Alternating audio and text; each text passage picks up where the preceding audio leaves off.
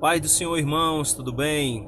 Irmãos, eu quero falar hoje sobre um assunto que nós encontramos no livro de Daniel, no capítulo 3, certo?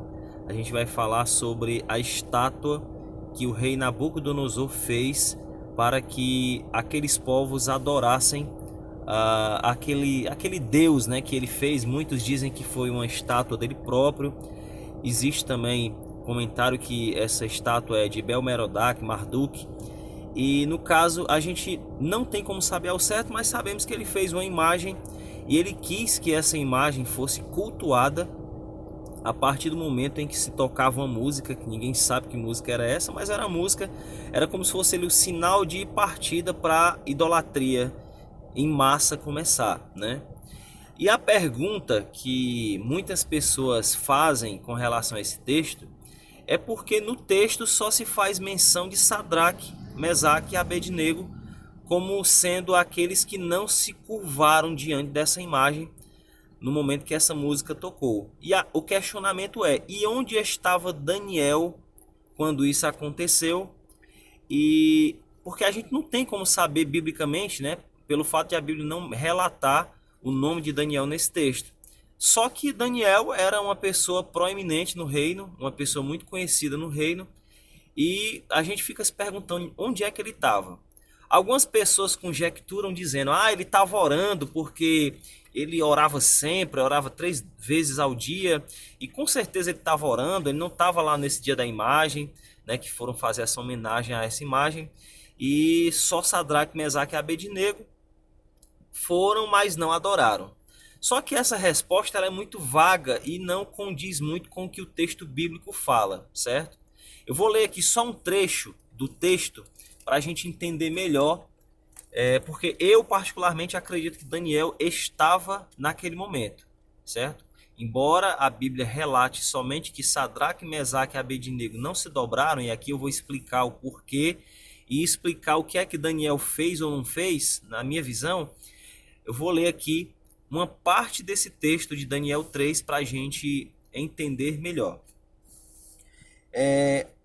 No versículo 2 diz assim: E o rei Nabucodonosor mandou ajuntar os sátrapas, os prefeitos, os presidentes, os juízes, os tesoureiros, os conselheiros, os oficiais e todos os governadores das províncias para que viessem à consagração da estátua que o rei Nabucodonosor tinha levantado.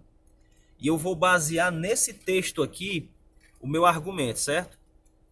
Primeiro que nesse próprio texto claramente já se diz uma coisa que a gente pode entender como uma coisa assim muito provável. Ele diz aqui na parte B do versículo: para que viessem à consagração da estátua que o rei Nabucodonosor tinha levantado.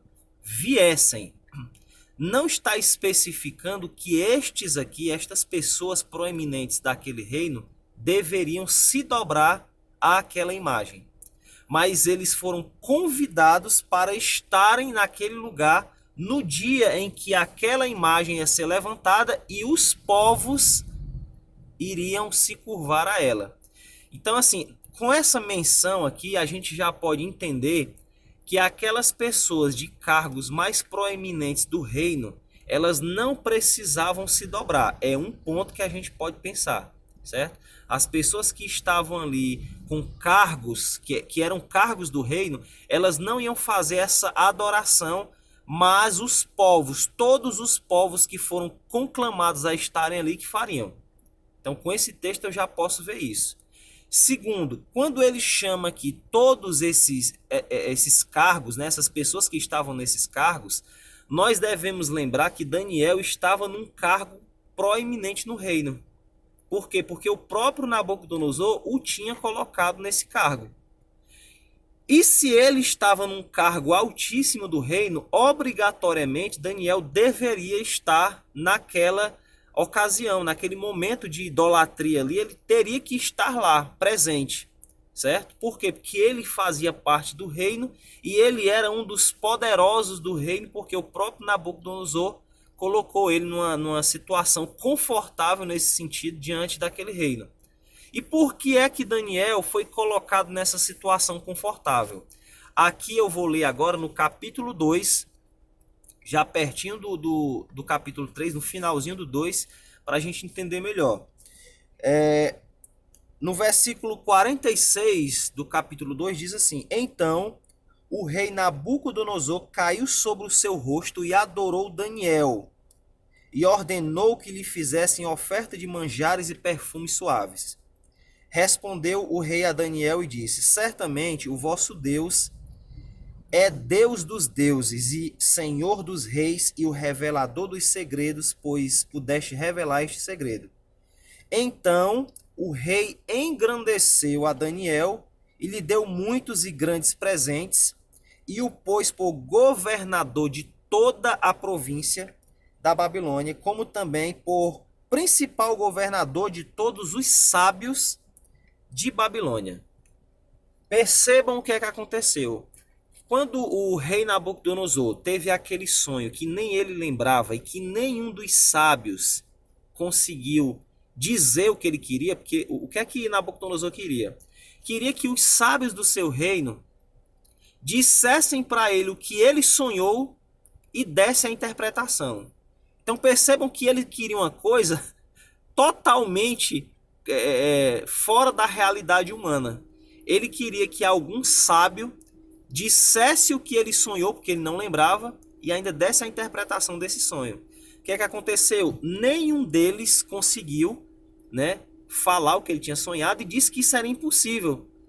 Ele queria matar a todos, Daniel soube disso, e Daniel se colocou naquele momento como uma pessoa ajudadora, na verdade, até desses homens ímpios, né? Porque ele colocou uma situação em que ele iria orar a Deus e Deus revelou a ele, né? Ele trouxe essa revelação do sonho pro Nabucodonosor, mas disse que nesse caso, né, pelo fato de ele orar e buscar a Deus, o Nabucodonosor tivesse um pouco de calma e não fizesse o que ele ia fazer com os outros sábios do reino, né? Porque o Nabucodonosor queria matar todos eles, porque via eles como impostores, né? Já que eles não tinham a resposta que ele queria.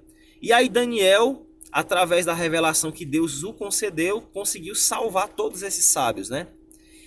E aí, depois de tudo isso, quando veio à tona a revelação que Deus deu a Daniel, o negócio foi tão impressionante que o próprio rei Nabucodonosor, ele quis adorar, na verdade aqui mostra que ele adorou Daniel, né? Ele se colocou numa posição como se Daniel fosse um deus.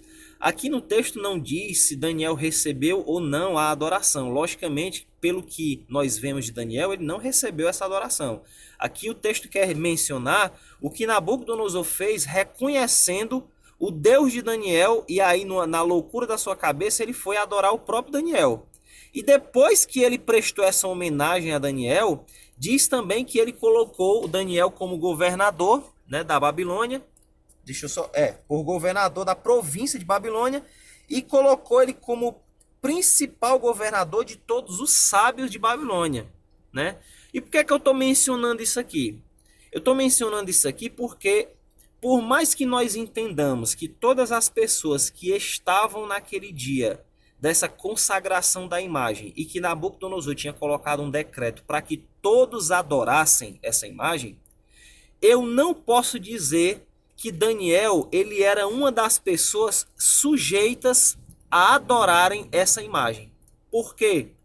Porque nesse evento que eu acabei de mencionar aqui, o nosso Deus demonstrou para Nabucodonosor que ele é Deus acima de todos os deuses.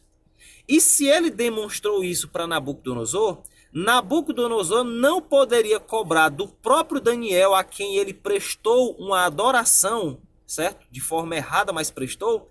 Ele não poderia cobrar de Daniel que Daniel se curvasse a essa imagem. Por quê? Porque com esse evento que aconteceu anteriormente, Nabucodonosor constatou que não há outro Deus além dele, além do Deus de Israel, né? Em relação ao poder, à manifestação dos seus milagres e tudo. Porém, nós devemos entender também que Nabucodonosor e todos os sábios de Babilônia com esse evento que aconteceu aí, eles não deixaram de lado a idolatria a outros deuses. Eles só, na minha compreensão, agregaram o nosso Deus àquele panteão de deuses que havia em Babilônia, porque esses povos pagãos, normalmente, eles adoravam muitos deuses. Quanto mais deuses eles tinham, melhor. Então, o que é que aconteceu? Nabucodonosor reconheceu que Daniel foi usado por Deus de forma grandiosa, mas ele não deixou de lado a idolatria e a adoração a outros deuses. Ele passou a considerar o Deus de Daniel um Deus muito poderoso, né?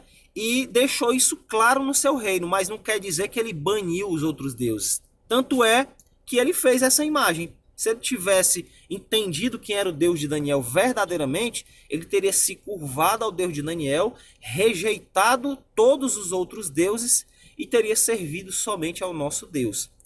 Pelo fato de ele ter demonstrado seu poder através dessa revelação que Daniel teve, que foi uma coisa sobrenatural, né? Que Deus mostrou para Daniel o sonho que o próprio rei não lembrava que teve e ainda deu a revelação desse sonho.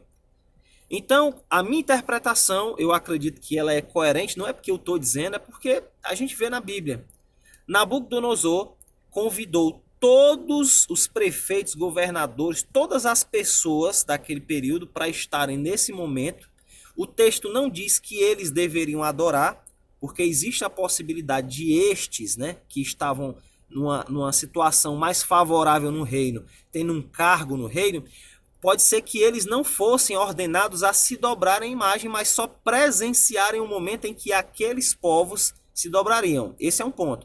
E o outro ponto é que mesmo que eles também tivessem que se dobrar e adorar aquela imagem, Daniel tinha um status especial dentro daquele poder, né, daquela época, em que ele, além de ser o principal governador, né, do reino, ele era o principal entre os sábios, e o próprio Nabucodonosor já tinha visto a manifestação do poder do Deus de Daniel, e ele jamais iria querer submeter Daniel a se dobrar diante de uma imagem de um Deus que, na concepção dele próprio, com certeza era um Deus inferior. E o próprio Daniel, talvez, nesse momento dessa revelação que Daniel trouxe para Nabucodonosor, o próprio Daniel foi visto como um Deus por Nabucodonosor, porque esses reis, eles tinham essa interpretação muitas vezes de que alguns homens poderiam ser encarnação de algum Deus, né? E a gente vê isso no Egito também, né?